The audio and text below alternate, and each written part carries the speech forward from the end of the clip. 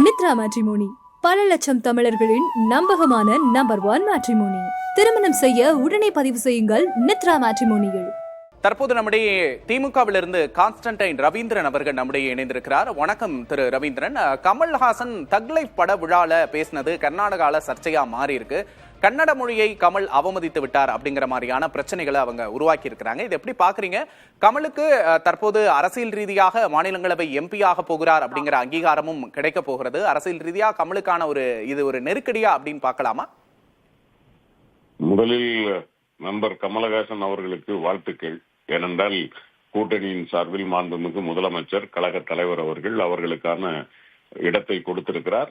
அங்கே அவர்தான் போட்டியிடுவதாக அவர்களுடைய குழுவும் முடிவெடுத்திருக்கிறது. எனவே ராஜ்யசபா எம்பியாக போகிற நண்பர் கமலஹாசனுக்கு வாழ்த்துக்களை தெரிவித்துக் கொள்கிறோம். கமல்ஹாசன் அவர்கள் பேசியது யதார்த்தமானது.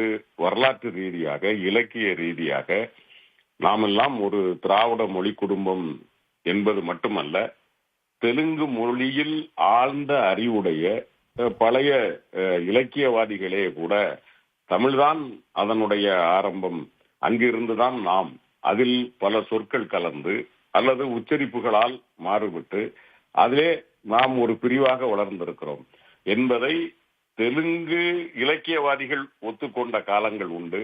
எனவே இந்த திராவிட மொழி குடும்பத்தில் தான் நாமும் இருக்கிறோம் என்கிற ஒரு உரிமையோடு தான், உறவோடு தான் சகோதரர் கமலஹாசன் அதை பேசி இருக்கிறார். நமக்குள்ள ஒரு உறவு இருக்கிறது என்பதை நிலைநிறுத்துவதற்காகத்தான் அவர் பேசியதே தவிர நீ கூடுதல் நான் குறைவு என்பதாகவோ, இதை சொல்லுவதால் இன்னும் சொல்ல போனால் அவருடைய சினிமா படத்திலேயே ஒரு இடத்தில் சொல்லியிருப்பார், இந்தியாவில் இரண்டாவது அதிகமாக பேசப்படும் மொழி தெலுங்கு மொழி என்று அவரே அந்த பெருமையையும் பேசிய மனிதர்.